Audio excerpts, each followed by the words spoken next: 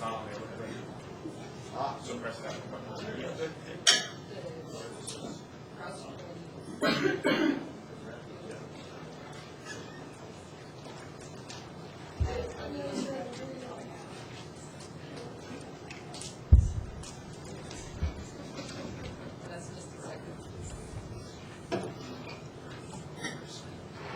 We have a few more minutes.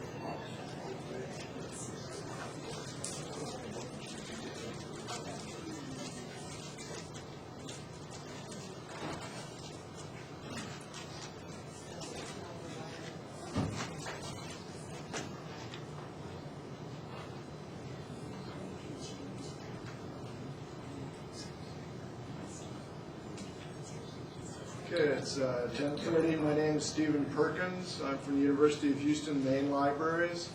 I'm going to be presenting some information about website accessibility, specifically law library home pages.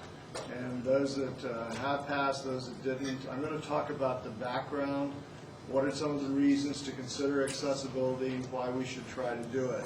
There are two other presenters, Cyndi Dean from the University of New Mexico and Gabe Chavez from the University of New Mexico. And Cyndi and Gabe are going to talk about their redoing of their website to make it accessibly compatible and the various things that they did. So they'll demonstrate some of the actual techniques that you could use in your own websites.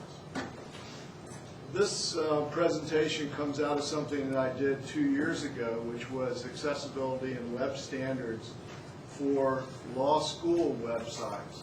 And at that time, we went through all of the law libraries, or law schools that are in the ABA, looked at all of their home pages and looked for three things. Did they meet the standards for HTML or XHTML coding? Did they meet the CSS standards if they use CSS? And then if they passed those two, which is the first thing you have to do for accessibility, is pass those standards, then we check to see where the site's accessible. At that time, there were only 3 law school websites that could pass the first stage, that were coded correctly and that the CSS was done correctly. And by correctly, I mean passing the Validator Test at the W3 website. I've done that same kind of study now for law libraries. And I announced that I was going to do that 2 years ago, so we're back now. I'm hoping to see some changes. In the sites that I've looked at now, there's 191 law schools that are approved by the ABA. I was able to test 180 of them. Some I can get up, some I haven't gotten to yet. But of those, there are only 4 sites that have passed the coding standards. And those 4 sites also did take account of accessibility standards. So the University of New Mexico is one of them, and they're going to show how they went through their site and what they did to do that. As an example of what I did the last time, this is the kind of spreadsheet that I used. And I went through to see all of these things. What kind of encoding system you used, what doc type was used on the page, how many errors there were. You can see some of these are pretty high, 332. Were scripts used? Was there a splash screen? CSS used in a CSS file rather than CSS that was in line within the page? Were tables used for layout? Did it pass 508 validation? Did you have a text page? There were a few places that had that. Was there something called skip navigation there, long description? When you looked at the coding of the page, was it reordered in such a way that somebody using a text browser like Lynx would get your content first, or would they get the navigation first? That's the reorder. These are things that can be done using your CSS. You can write the page so that someone that comes at it with Lynx will actually be able to get your content first, rather than having to go through navigation or look at pictures or do any of this other stuff. But then use CSS to control the presentation so that the page looks the way you want it to look when you go to it, so that navigation's at the top, pictures are wherever you want them located or whatever. And so that's one of the things that you need to consider when doing this.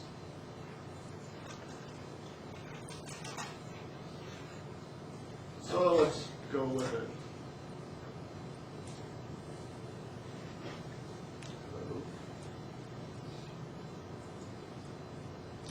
Why care about code standards and accessibility? Well, a lot of people cannot use your web pages, right? There's a lot of people that have disabilities of different kinds. They can't actually get to the page. They can't use it. Browsers have different kinds of implementation problems in using the W3 standards. So you can't really rely upon a browser to do everything that you want to have done. So you've got to think about your coding yourself.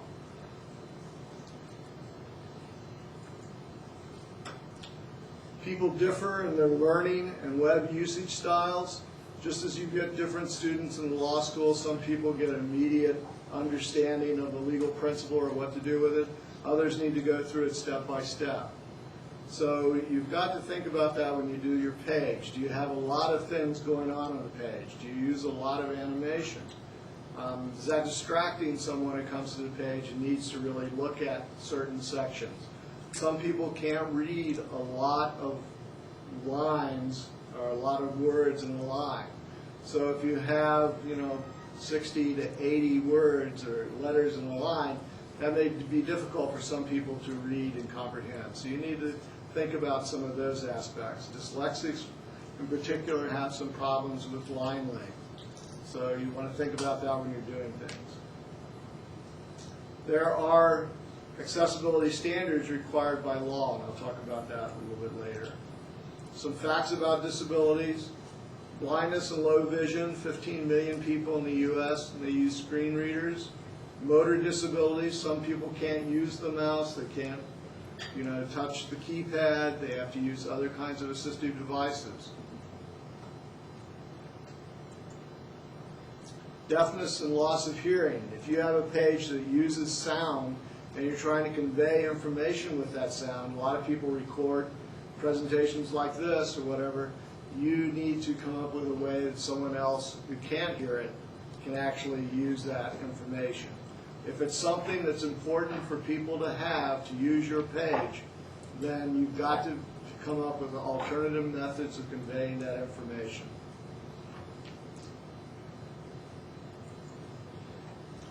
What is standards compliance? Well, when I was talking about before, it's following all the rules about how you construct an HTML or an XHTML page.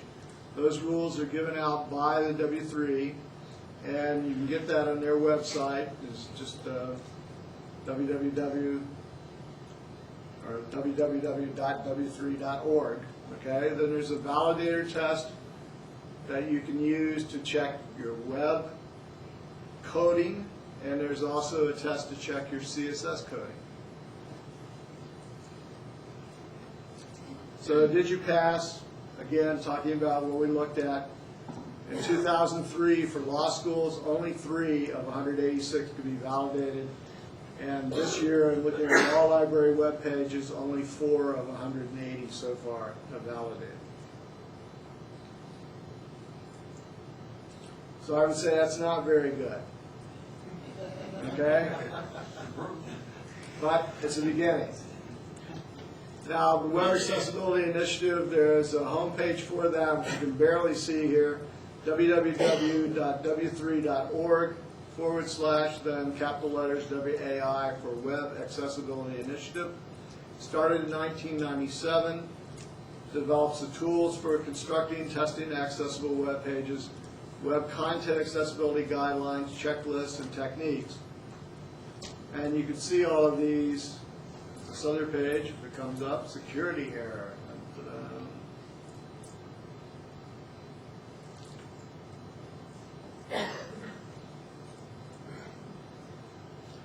Other activities in the WAI, authoring tool accessibility guidelines. So they are coming up with tools that we can use to create accessible web pages. User agent accessibility guidelines, that's the browsers. The browsers are supposed to do certain things in certain ways. Unfortunately, as we all know, they don't all work the same. XML accessibility guidelines, we're talking about moving from HTML pages to XHTML to XML pages. So there are different problems with each of the standards that we go to.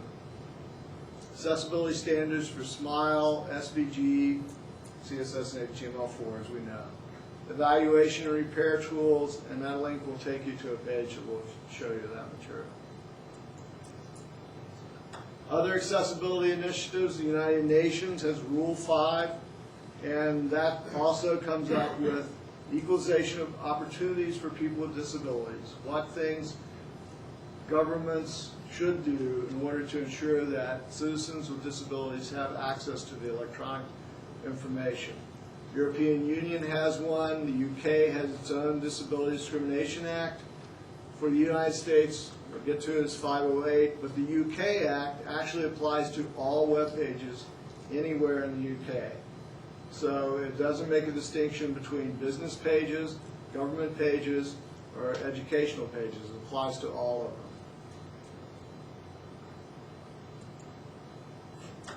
Australia has a Disability Discrimination Act of 1992. If you remember, there was a big to-do in Australia for the Olympics when the website that was there for the Olympics was not usable, and there was a suit brought in Australia which forced IBM and them to go back and make that website more accessible. New Zealand and Canada also have this. In the U.S., we have a number of acts that all come together to come to these areas. The Rehabilitation Act of 1986, Section 504, and Section 508. These are standards for electronic and information technology, came out in 1998. The Americans with Disabilities Act of 1990, the Telecommunications Act of 1996, Section 255. All of these govern some aspect of web pages. And few of them have been litigated. Litigations at this point not real helpful. Cases have gone both ways. So prior to the development of graphical interfaces, all of these things from the Mac, a lot of the stuff from Windows, we really didn't have this problem. Early computer users could use computers and they could do things with it. There were programs under Unix that would actually read off the material that was on a screen because it was all text-based. So we really didn't have the kind of problems that we've got now. Once we started going to the richer graphical interfaces, starting to be able to use more technologically advanced objects, either sound or video or whatever, we started to develop more of these problems. The web case, the City of San Jose court case, brought under the ADA. That changed some of the climate of regulatory climate in the United States, brought about more website accessibility, and got people more interested in what was going on. The Department of Justice made rules about ADA accessibility requirements on 9 September 1996, directly coming from that City of San Jose case. Now, Section 508, which is the principal law governing government sites in the U.S. If you're a government contractor, you receive government money, your websites must meet Section 508. It's based on the Web Accessibility Standard 1, Priority Level 1. And then there are some additional requirements. In most of the rest of the world, they will look at these WACG requirements, and they'll use those, sometimes referred to as WAI 1, 2, or 3, as the level of compatibility for accessible use.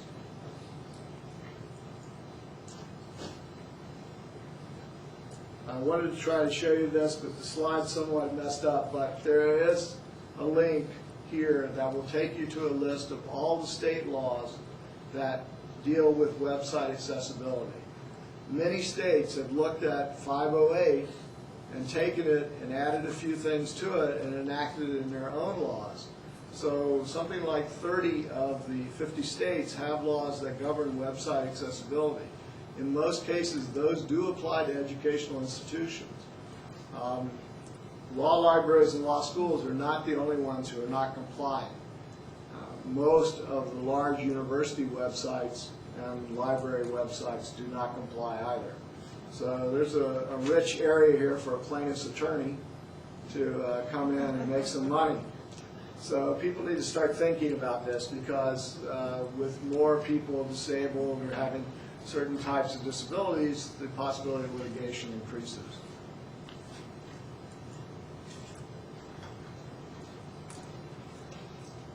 Again, as we said, in England, educational websites were specifically included in theirs, and as of 2001 had to become accessible. There's a gentleman, Brian Kelly, in the UK, who does a lot of the same kinds of studies of websites, and he's gone through most of the educational sites in the UK, and it turns out that, just like here, most do not comply. Some issues to consider when you're constructing a website. You know, we always have the colors that we use for the background and everything. Think about that, because colorblind users, and there's like 5 or 6 different types of color blindness, will have a problem depending on what colors you've put together. Sometimes it's just going to be a blank screen for them.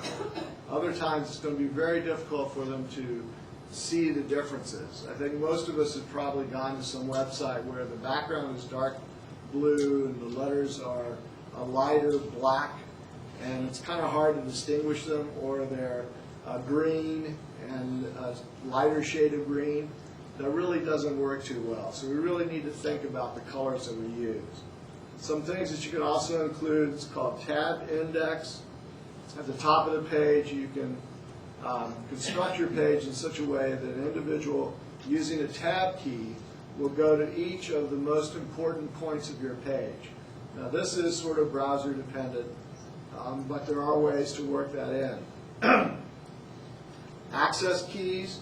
You could also say that you're going to use some form of access keys, where you might use a function key, or you use, the control A goes to a certain area. If you're going to do that, you need to put that link somewhere so that someone can see it at the top of the page, know that it's there. Access keys, there's a problem with access keys.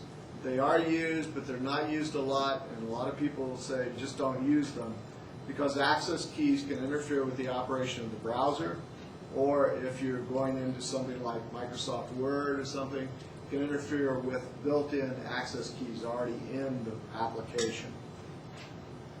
Skip navigation links. At the top of the page, you should have something up there that says skip navigation.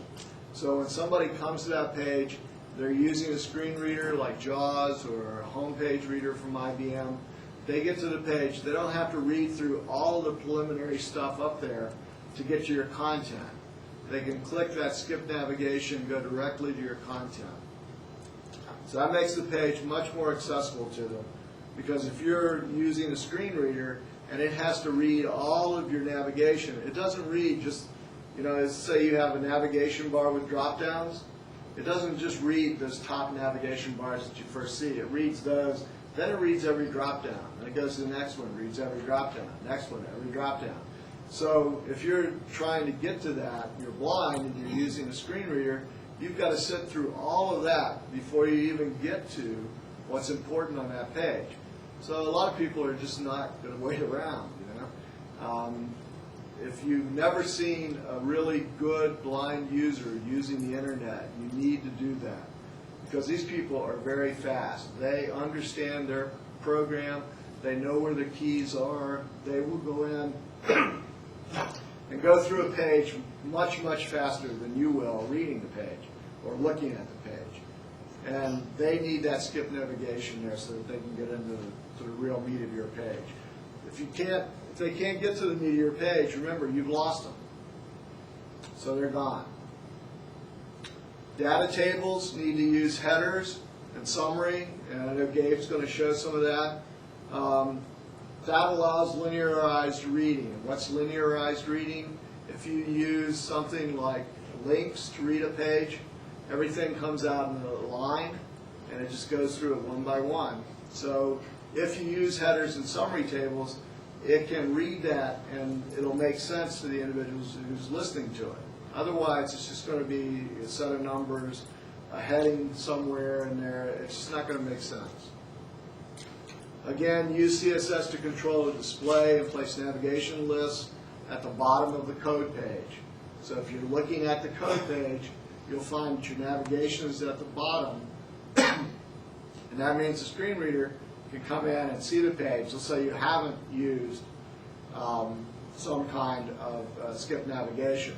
The individual comes into the page. If you put the content at the top, you'll be able to get to that first. PDF files. We love PDF files in the law, right? It's a PDF file means it can't be changed. Well, that's not true either.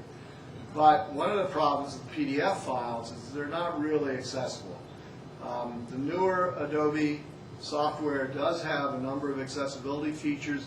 If you're going to create a PDF file, use those accessibility features. It'll make it much easier for other people to use your file. And also think about creating an HTML version of that file. Okay? Because that HTML version is much more accessible than anything you do with PDF, even using accessibility aspects of PDF. Again, audio materials, you need transcripts. If you have video materials, there needs to be captioning there. Just like you see captioning on television when you're looking at something, it's down at the bottom. You would use the same kind of thing for a video that you're showing. The captioning would be available to the person using a screen reader.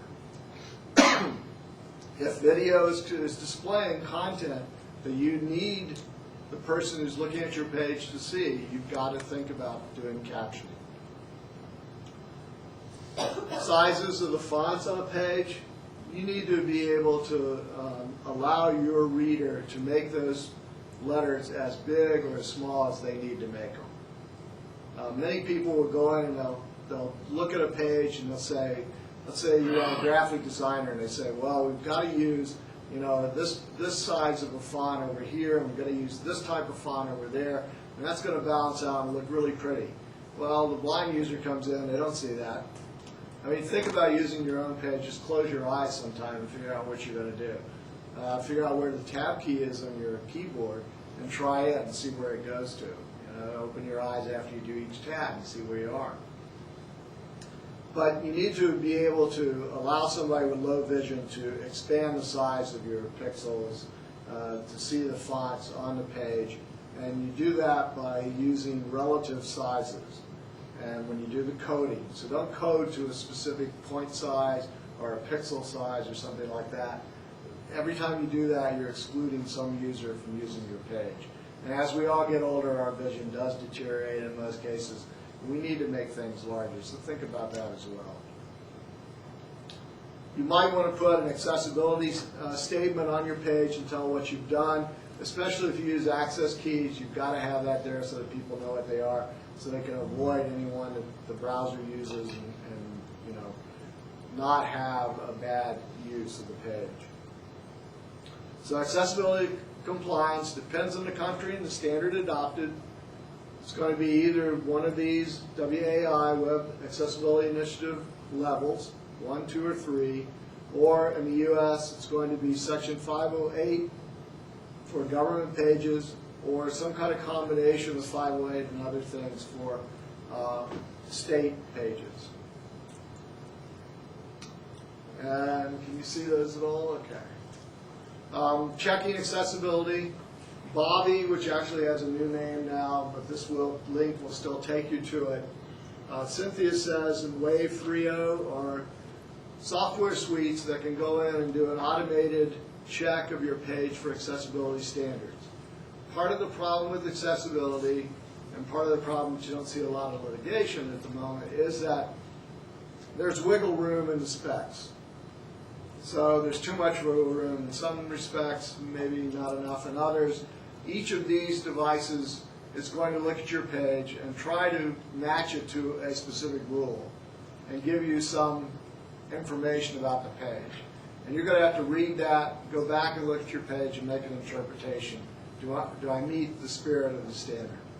Because there are certain things that just can't be checked this way. So use standard accessibility applications to test. Use links to see what your page looks like. Turn off colors and view the screen in black and white. Can you still read it? Is it usable? Turn off sound if you've got sound on the page. See if you can still navigate and understand the page.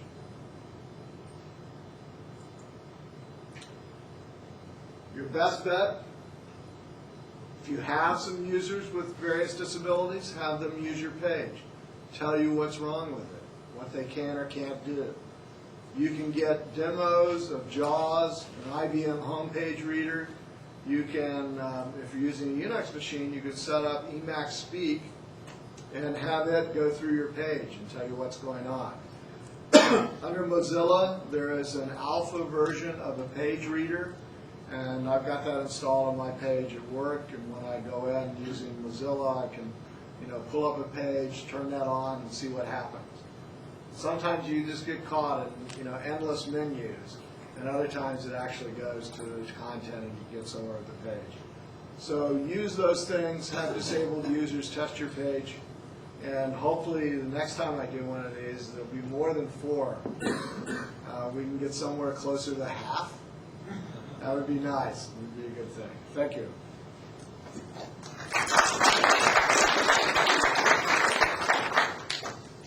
Cyndi Dean is next. Good morning.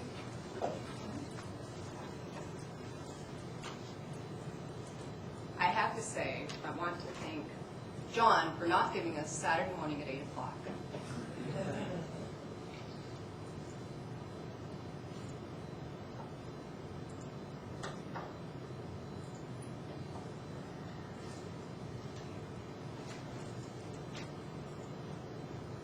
Okay, when I come to these, I'm kind of always struck by, but, they're a large law school, they're a private law school, they have money, they have more staff than I. That's why I can't do it. So I wanted to tell you a little bit about us because, this is something that we were able to accomplish, I think do a real good job about. I was thinking, I first heard about Section 508 at CALI maybe 4 years ago, 5 years ago, and went back and thought about what it was going to take, and it's kind of one of those great ideas that you leave the conference with, and then reality hits you when you get back, and you think, I'm going to ignore it. But I think that I remember at the time that we stood to lose something like $11 million at our school, at UNM, if we didn't meet Section 508. And so this issue's been around, for a long time. So here's what we're about. We're the only law school in New Mexico. We do have a full-time webmaster's. I was going to say webmaster, and then I realized it's a female, so I think that that's a webmistress. And we support, the technology is for both the law school and the law library is in our department. And I want to thank someone who isn't here who did this PowerPoint presentation, and that's Karen Talley. Karen normally comes to CALI with me, and she took my black and white bulleted list PowerPoint and put this together. I think she did a great job. Okay, so there are some people that have to be recognized, and Janet Rufus is sitting in the back.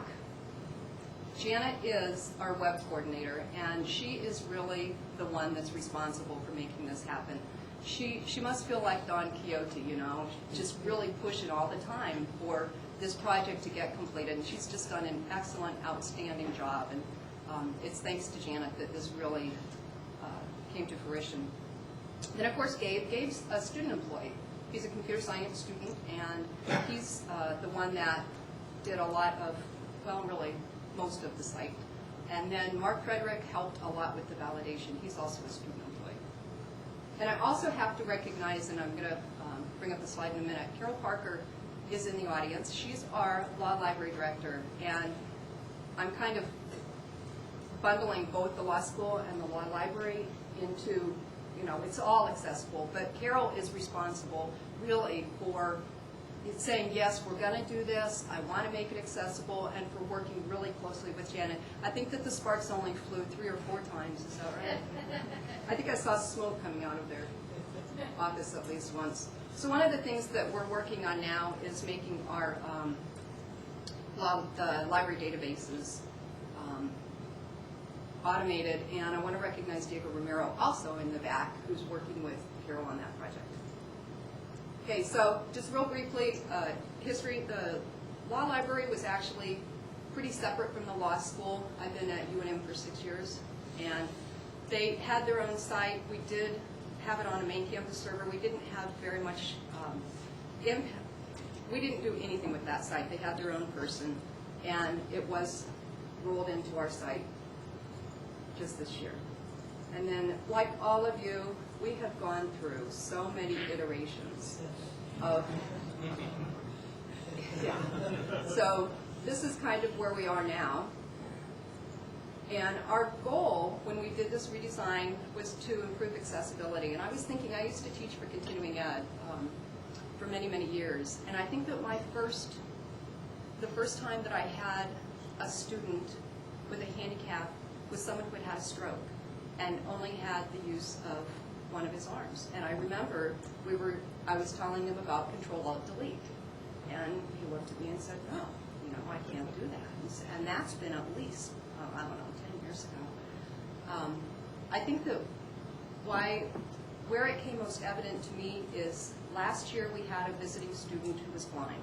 We've had blind students in the past, but more and more we're pointing our students to the web as the source of information.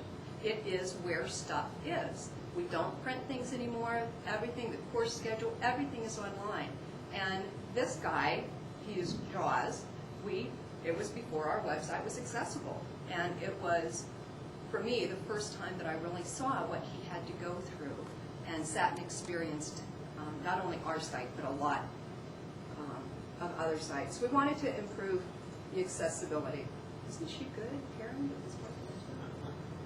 We wanted to simplify the navigation, and we wanted a pretty site. And I think that we have achieved all of those, and those also just happen to be the standards of the W3C. I want to show you, and you can tell that I'm the manager and not the techie because they're using Firefox and I'm using Internet Explorer. So this is our site, and I want to show you just a couple of things about it. Gabe's going to go into detail, but for example, here's the curriculum. I want to show you.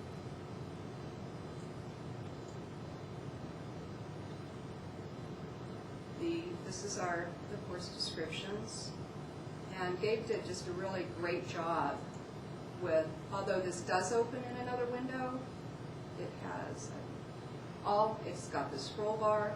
He didn't take anything away by opening it in a different window. There's another one, and you can see that it just, oops, that was a bad one to choose on. And then I wanted to show you the schedule, because Stephen talked about tables, and this is, Gabe tells me, tabular, not a table. So this is our, and then let's take a look at the law library website. So we've stuck with this format where we have the navigation over on the right for the most part. But there are a couple of examples where it just didn't work.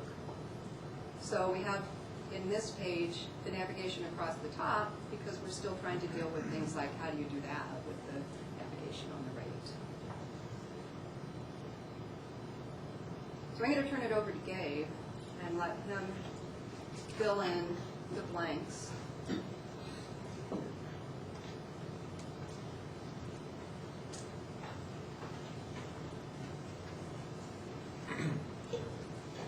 Hi, I'm Gabe. Thanks for having me. So when we set forth to do this website, we had these 3 goals in mind. And there was something I think is kind of worth mentioning, that I didn't really just look at accessibility in terms of accommodating people with disabilities, but also making it so it's accessible in general to regardless of browser, PDAs, cell phones, screen readers, everything. Everybody should be able to get our information. And as far as usability goes, we had to find a way, an intuitive way, of maintaining and navigating and disseminating over 1,000 web pages. And then, wrapping that off in this aesthetic way, and that's the trick. So the guidelines that ensure accessibility are, as Steve mentioned, Section 508 and the Web Content Accessibility Initiative. So there's those 3 levels that Steve mentioned. We've met and exceeded level 1 and 2. Actually, we're going towards level 3 right now. We're not all the way there, but that's what our goal is. So whereas Section 508 and WCAG outline properties websites have to have in order to be accessible, Xhtml and CSS provide the programming tools and standards that we use to implement web pages that exhibit those accessible properties. So the purpose of Xhtml, real briefly, is to provide a universal syntax for the programmers to use. And developers who program to that standard are all literally speaking the same language. That's good because accessible browsers understand that standardized language, so theoretically, all pages written to those standards will behave consistently no matter what browser you use. So that's what it means to be accessible. CSS serves a similar function as far as programming to the same standards, but it also allows us to alter the programmer to alter the page and the layout without adding superfluous content, invisible GIFs and so forth. So every single page uses the same 5 CSS files. It's a set of formatting rules that helps us keep the content and design separate, and that's key. That's really an important thing. So I'd like to show you an example of our site, what that means to have this separation of content and layout. This is our page with no formatting at all, no scripts, no nothing. It's still usable. It's ugly, but it's usable. All our content is still freely available. It doesn't matter what browser. I've tested this in links. It's all the same thing. And as you can see, we have our navigation first, but I also do provide this hip-to-main content, so you can just go right past all that. Oops.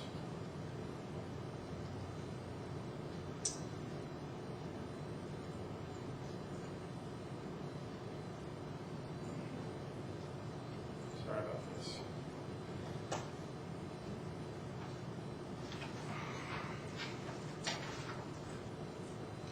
So also it is, this separation of content from layout is required by WCAG Priority 1. That's one of the first things they say. You don't want to use these certain elements, HTML elements to use, certain HTML elements that modify the structure of the page, the layout, just for their side effects.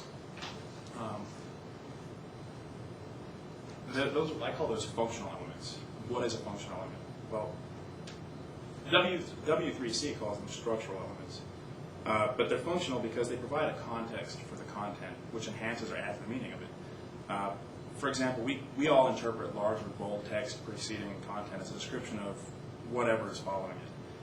Heading tags, that's what they're for, change the style of the text to make that bold or enlarged style. But they also provide a mechanical method for the browser to interpret the heading tags the same way we do.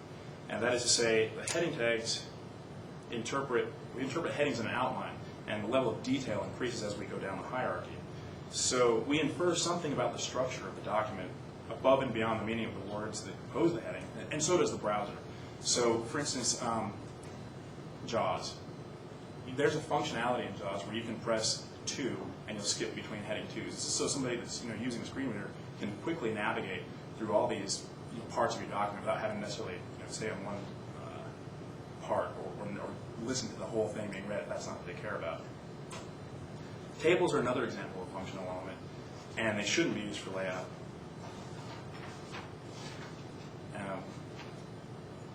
Their whole point is that they put the data contained in the cells in a meaningful context. Again, they have a side effect. But for example, if we have a schedule like this, we have columns that represent days of the week and rows that represent times. And a user has a reasonable expectation to assume that everything in the Monday column corresponds to a time on Monday. When we use tables for layout, we can't make any guarantees about the relation of the data in the cells to the rows and the columns. That's problematic for people with disabilities. Also, you have, as Steve mentioned, headers. Monday and Tuesday are headers. They describe, again, what is coming in that column. Everything under Monday relates to Monday. Everything in Tuesday relates to Tuesday. You can specify the scope of the cells and rows in HTML. And so that can actually change the order that they're visited when a person with a screen reader is using it. That's important, but you can't guarantee that order, again, that they're seeing parts of your site when you use it for layout. There's a lot of other elements that also, perform functions. You have headings and block quotes.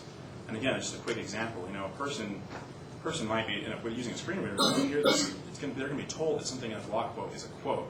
But imagine how confused they would be when they hear, a welcome to our school paragraph as a quote. But the programmer only meant it to be used for the indentation. They were looking for the side effect. So the way we make sure that our site does comply with those standards of 508 and WCAG is by validating it against XHTML and CSS. The validation itself is also part of priority 2 of WCAG. You have to validate it against the published grammar or document type. Actually, I'd like to go back. I'll show you an example of what it looks like when you validate it. So this is what our site looks like with the styling applied. Now, just a kind of boast for Firefox, there's a tool we use, this developer toolbar, that actually has a drop-down menu to go validate CSS, HTML, what have you. So I've already done this ahead of time, and this is what it looks like to validate your CSS. No warnings, it goes through and tells you a little bit of information about the page. If you have problems, it'll come up and give you a list of the problems, tell you what line it's on and everything. Similarly, here's an XHTML validation. It says XHTML 1.0 transitional. That's specified in the doc type. This validator can validate against a lot of doc types, but it needs that doc type declaration to know what it's checking against. Cynthia Says was another one Steve mentioned. That's what we use for validating for accessibility on our page. So the first thing you can see is past automated verification at the top. It goes through all these fields for Section 508, the rules, and it tells you if you passed or not. We also do one for WAI or WCAG that does the same thing. Again, it says passed. We can go through the checklist. WCAG is really a lot more extensive than 508. So if you can pass WAI, generally you pass 508. Again, priority 1 pretty much addresses everything 508 does.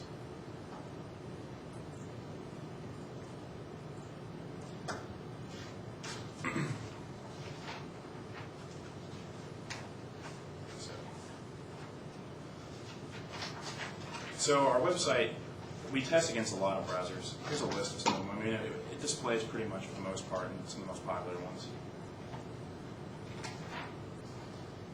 And the way we maintain it is we have 10 primary templates, and each template has its own navigation bar, and they all use the exact same CSS files. There's 5 of them. And this is an important part of accessibility because you want to maintain a consistent look and feel and functionality. You don't want a user to go from one page to another and have to do something completely different. Once they can get the hang of navigating one section, it enables them to go and navigate the whole thing if you maintain this consistency. So one great thing about CSS is the styling, the page. We can change all 1,000 pages on our site with modifying one file. We don't have to worry about did we get the right line of code here and all these files or whatever. We never break that aspect of usability and accessibility for our users. So we set out to achieve these goals, and we achieved Section 508. Like I said, actually, we kind of went above and beyond. Our site works great with JAWS. We've done a lot of testing with JAWS. Another really popular one is Window-Eyes, and it's almost 100% functional with a little bit of hiccup on the navigation, and that just has to do with the way Window-Eyes, reads this stuff. So another part of this was to try to come up with how do you navigate through 1,000 web pages intuitively, quickly, find what you want without having to look at every single page. So our navigation system is actually a slightly modified version of a system created by Al Sparber in Project 7. I'd like to highlight this bullet. This is what I mean by usable. The law school front page has 115 links. The law library page has 54 links on the front page of it. But you only have to see 15 or 16, 17 at a time. So you don't have to visually parse, and neither does a blind person have to skip through every single one of those, listen to 115 links being read to them. We also only allow one section to be expanded at a time, and I'll show you again another example of what I'm talking about momentarily. But that's another thing, you don't want to have this huge on-screen clutter. You don't want to present your users with a whole bunch of options at once. It can become overwhelming and you just leave. We have implemented the site-wide skip navigation. There's some other things too that we included along with that just as an extra. For instance, the skip navigation is good for, people using a mouse will never even see it. But people using a screen reader or anyone with a motor disability or using tab, it'll pop up for them. They'll have access to it. And along with that, there's hidden messages describing important parts of the document. For instance, before the main navigation starts, there's a message that a person with a screen reader will hear, begin main navigation. And when it's over, they're going to hear that too, so they know where they are on the page. The font sizes are all done relative so that we can enlarge the text. Not everyone's blind, so people just need to have some magnification. So we have the relative font sizes for that. So the only problem we have as far as meeting every single page validating is our forms, and it just has to do with our form handling script. And it doesn't conflict with Section 508. The only reason it doesn't validate against Xhtml is there's a character in a button attribute field that Xhtml just doesn't like for whatever reason. So I'll show a couple more examples of what I'm talking about here.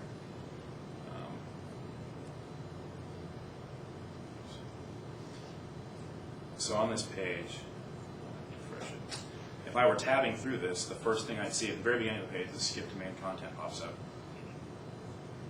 You can also, there's another one actually, so if you want to go through the sitemap and contact us and search. But then at the very beginning of the navigation, we have another skip to main navigation, and that's what it does.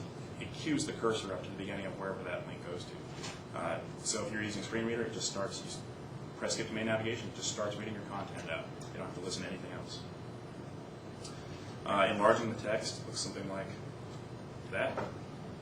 Everything grows, it's much easier to see. And when I was talking about the navigation, we only allow one open at a time. So here's quite a few links get revealed here. We thought it might be problematic for people if you could open that and then open another one, and open another one, and open another one. So we only allow one to be open at a time. Actually, there's another point I'd like to mention about CSS, something really cool about separation of design and content that this allows you to do. We have this set up so that if I want to print something, this is going to let me show the print preview. Very good. Actually, page. You can use CSS for style your printing also, so that your users don't have to get a whole bunch of superfluous graphics, navigation, everything else. They just get a document when they print. I think that's a really powerful tool. So we have a couple other goals in mind that we'd like to address.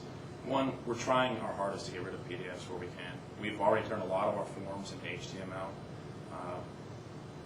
We're looking at the tab index, but for the most part, the tab index seems to serve to facilitate a logical order. If you already don't have things structured in a way that tabbing through it makes sense, then you can kind of reorder those manually with the tab index. There's not very many instances where we have that problem.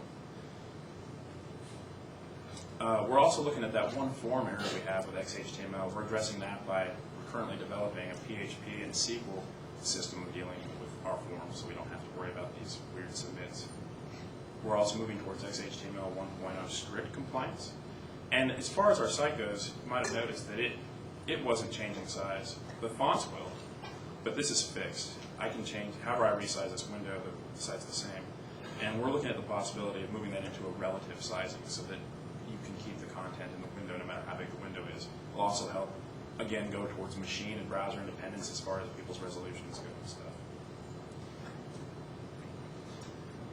We're close. We're about halfway through the checklist of priority 3. We're moving there. We also, I think this is one of the coolest things for people with disabilities is the style switching and customization. I can try to anticipate people's needs and desires till the end of time. That doesn't mean I'm going to get it. But to allow the users the ability to style it for themselves the way they need it, that's powerful. And I'd just like to show a quick example of that. This is the American Foundation for the Blind. And here you can see they offer you these options. You could make it green and black. This is what's going to, you see better. That's our next big goal for our site, to allow the user the same power so they can customize their own experience.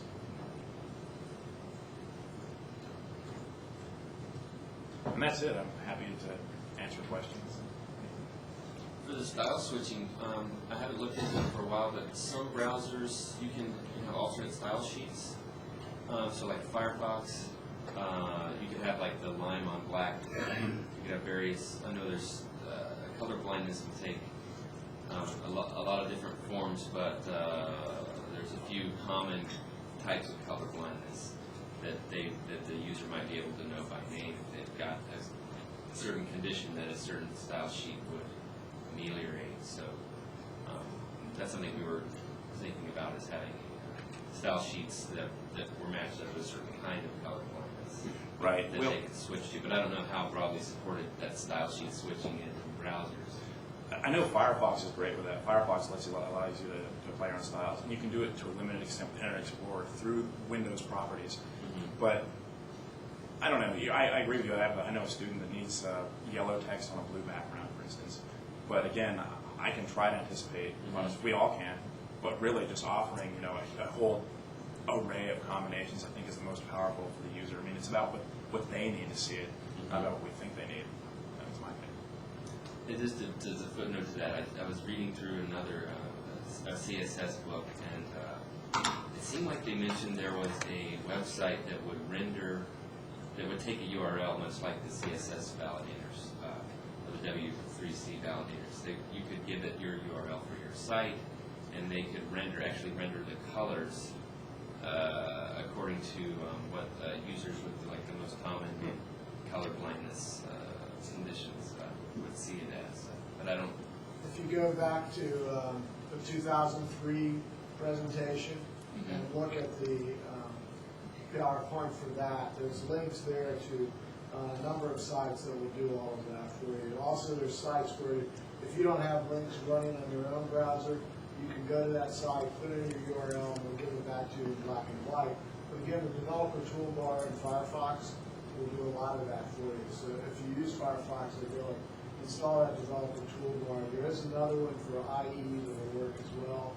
And there are a number of schools that have developed pretty extensive accessibility programs. The University of Illinois Urbana-Champaign is one that has a lot of stuff. And they develop software that will translate things, take Word files and put them out in accessible HTML, and do a lot of other things. Captioning of media material strikes me as a tricky one. Your dean goes and makes a speech last night, and he wants to have a web page next morning. Do you deal with captioning issues by not putting media on the web page? That's what we've done so far. Probably won't be that way much longer. But Yeah, that's really hard. Providing transcripts for audio is tough. Just point of information for another plugin. I think it's a little bit newer.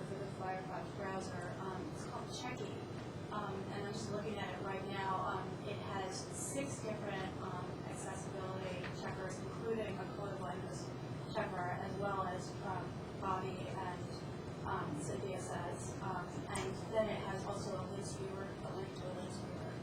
So that can be very helpful. I'm curious though about sort of the purpose of library sites for law students, and it seems to me that one of the big things that happens, at least at the law school where I'm working, is that people use the library website as a portal to Lexis and Westlaw, and I was wondering whether there are any initiatives underway to get Lexis and Westlaw to be more compliant. Not at the moment. That's sort of like the next step is to start talking to some of the people vendors that are involved in putting out electronic material and ask them, what have you done with this accessibility? Have you considered it? How are you going to make it work? And I was discussing this with somebody on the plane actually and flying out here about doing that with some of the bigger companies that provide things. We also have a lot of initiatives with the library catalog companies and vendors for library catalogs as well. Because a lot of the presentation that you get now with the online graphical catalog is really difficult to use by somebody who's not fully sighted. Yeah, how long has this project taken? About a year and a half. I started not this last Christmas, 2004, but 2003, by reading the CSS instruction from CSS2 from W3C, and then I had to learn it, and then go over it again and again and again and again. But we rolled out the site with pretty much most of everything, addressed almost every accessibility issue, I think August 2nd of 2004. But it's ongoing. I mean, we're not done. We just made a lot of progress. I mean, we're continuing to try to always find new ways to accommodate as many people as we can. The other thing is there's a software tool, Tidy, that you can use to take your page. If you want to find out or get your page to HTML script or whatever transitionals you want to use, if you use frames, use a frame set, Tidy can take your page and rewrite it to comply with the standards. And then you'll have a set of code, take that code, make an HTML page, look at it, and you're going to find out you probably have a few things you're going to have to change. And then go back to Tidy again and have it go through it. But Tidy can cut your, I would say, the basic development thing down a lot, but doing your CSS, making your definite separation of your content, or your design, and then going for the accessibility is going to take more time. And just as Tidy is a hard thing to Google for, it's at the W3C, it's on their page. So it used to be Dave Kraken's project. Yeah. If you go to validator.w3.org and validate your page, one of the links you've given is to Tidy. See, last time I tried to get Tidy, it was still in like a repository. You had to compile it yourself. It seemed like a lot of work. No, not anymore. That's good. I think W3C also has a link to an offline HTML parser, so you can parse your HTML documents for correctness without having to have an internet connection. How acceptable is JavaScript on this? JavaScript in and of itself doesn't present an accessibility problem. It's how you use it. Like a great example would be you can make a dynamic, say you wanted a dynamic image deal where the image changed with a rollover.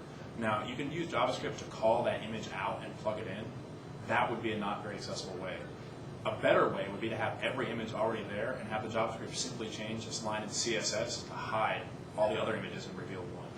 So it's like how you deploy the JavaScript has a lot to do with how accessible it is. You mentioned you were trying to remove all your PDF files, but you also said you were providing them also in HTML. Doesn't that provide some difficulty for your audience that isn't handicapped? You said you have a lot of requests for PDF. Well, what we're doing is more like a lot of our forms would be like application forms for this or that function or an event or something. And since we've also provided this whole print styling, all our forms we converted to HTML turn out looking a lot like the PDF forms. So, and also a really great thing is it allows our users to fill out the form online. I can put text fields on there. They don't have to like write it out. Our people that are processing don't have to like deal with the handwriting. the PDF documents, there's some PDFs I don't think we're going to be able to get away from. I mean, a lot of scanned books, like the OCR won't catch stuff, or it can't insert footnotes, so you're just going to have images. Those are the things that we're kind of just accepting as, well, this is what we're stuck with for now. But it's also not content we're generating. Any content that I think is made at UNM, we try to, at the law school, we try to provide an HTML format. Can you tell that we're not going to allow Gabe to graduate and leave us? Yes, it was fortunate. Yeah. I've got a question for somebody in the accessibility, and it never seems to come up. It's my major hang up for the whole thing, which is that if you can just list the standards and go for compliance with all the standards. To me, that's what I like to do as a techie. That's what I like to do. But my problem with it is the unmentioned, as far as I can tell, it seems to be generally unmentioned, the thing of the economic threshold issue, I think is a major accessibility issue. In other words, the disabled people have a tendency not to be the wealthiest people. So they have a tendency to be exactly the people who are using a laptop that is 5 years old or more. And it does not have, they might literally be using, Windows 98 or maybe 95 or something. And to just talk about some of these standards just implies that you have a certain level of hardware or operating system. So, Well, that's a really interesting point you make. so I'd like to see some of that mixed somewhere, and I'm frustrated by it because I want to go to all of the latest standards to get to compliance with some of these other things. And obviously, what all you want is for everybody to have the latest technology. Well, I don't know about how other schools or states go, but I've worked really, really closely over the past year with the New Mexico Commission for the Blind. I spent a lot of time over there. And one thing is that, well, not only does our school have accessibility services, but the New Mexico Commission for the Blind also has accessibility services for everyone in New Mexico that has a disability. And it's not just, even though the name is Blind for Blind, it's not just blind people. They have, all sorts of equipment to help people enlarge text. They also offer services to help convert PDFs into other formats people can read. There's, another group of people I worked with was the American Foundation for the Blind and the American Federation for the Blind also. And all these blind people, one thing they'll say is, some of the onus of responsibility is on their shoulders. You can't actually accommodate them 100%. They have to know their equipment. They have to make do with what they have. A site, you can make it very accessible as possible, but they're going to have to still get some familiarity with it before they can use it 100%. So as far as old equipment goes, I mean, yeah, Windows costs $700. You can get an older version for a little bit less, and that's what they're stuck with. And libraries, and computer equipment. Our student, blind student that came, had a very, very old desktop running Windows 98. I mean, it was that. So we can say XHTML. This is I'm actually it's sort of semantic level techie talking to Sarah here, who is our sort of accessibility level person, and I want to be able to say we should go XHTML 1.0, do exactly what you're use the standards you're talking about. Exactly. Actually, I want to target, but I'm always wondering, well, let's see, does that push back to the browser, that pushes back to an OS, that pushes back to hardware? Speaking for JAWS, if you can make your site work correctly in links, it's going to work in JAWS. So where I showed like this example of our website, this is how JAWS reads this. So yeah, we're using XHTML, we have some scripts, we have some PHP, but the important thing is, again, all our navigation, as you see, is displayed. Like I was talking about the image example of JavaScript. This is a really important thing to get down for accessibility, is that you don't want to have links dynamically being written to the page. You want them there, and then you want to use CSS to control their visibility. So again, this is how it would also look in links. And this is how JAWS will read all through everything. There's not really there's not really like a technology conflict as long as the code exists correctly, independent of all the other stuff you're adding to it to style it. That's really a takeaway for me from the meeting. If I can go back and start saying, yes, we should go forward. Yeah. I got a quick question. Certainly if you want to make your main website accessible and you have disability, you have people who want the internet also. I'm making the same thing apply for the internet. One thing I'm worried about, because some of the things you have to go straight HTML with, things like that, is there any type of security compromise that you're actually looking at? Nope. Here's our internet. It looks exactly. Oops. Let me show you that actually. There, security, same thing. We have this consistent deal across the board. Well, see, like our internet, you have to log into it, so on. Oh, I just breezed by the login. I'm sorry. We just did it. I had it all programmed in already. But as far as the underlying, especially with your web, when you have stuff straight away, you used to have it possibly in like compiled code or whatever, where someone could just take the information out of the code and someone they could review the code and that thing. And we do a lot of stuff out of SQL also. I think as far as that goes, the stuff that happens on the server is independent of the client. So you want to, your security is all existing on the server. I mean, you can do it with scripts, but most of the time it's controlled by whatever server you're running. Okay, so most of the stuff is actually working at the client level. Yeah, all this is we client. provided something decent. Go ahead. Well, I just wanted to point out a couple of stumbling blocks that I run into. One is, and this has to do with working with designers. One is that it's very popular right now with completely XHTML and CSS compliant validated websites. Designers will put in the CSS file that certain images swap for certain HTML elements. And you can make a site that is entirely comprised of, in the browser, images in which they're putting dummy HTML elements with non-breaking spaces. And the validators won't really catch that, but obviously it's not compliant. And the other thing is that designers tend to like fixed sizes, and so even on sites that do validate and that look okay at one size, anytime there's a fixed size for a background, and you have, let's say, white text and a dark background, when you expand the size of the text, it disappears. And that's for low vision users. You're right. That's one of the reasons I want to go to a relative site. You're absolutely right. This happens on our site too. Look at the logo disappears when you enlarge it to a certain extent. Although I'd also say go check out his Element page or Eric Meyer, and they have the exact same problems. There's just things you can't. That's why I raise it as an issue. It's because everybody has to deal with it. And it's a tough one because CSS and Tor and half the things don't enlarge. Yeah. Just validating on any of this doesn't really mean you have an accessible site. You've got to actually go in and have it used by a user who needs it to be accessible to really find out that it's really working.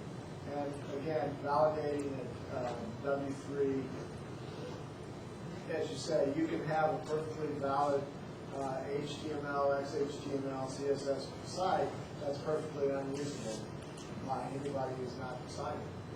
And Validator, again, it won't catch that. Sometimes the accessibility validators will. They'll say, you've got fixed size images, or you've got a background color or something, they'll give you some of that information for it. But again, you really do have to go through it line by line and decide what it is you really need for yourself to make your site accessible.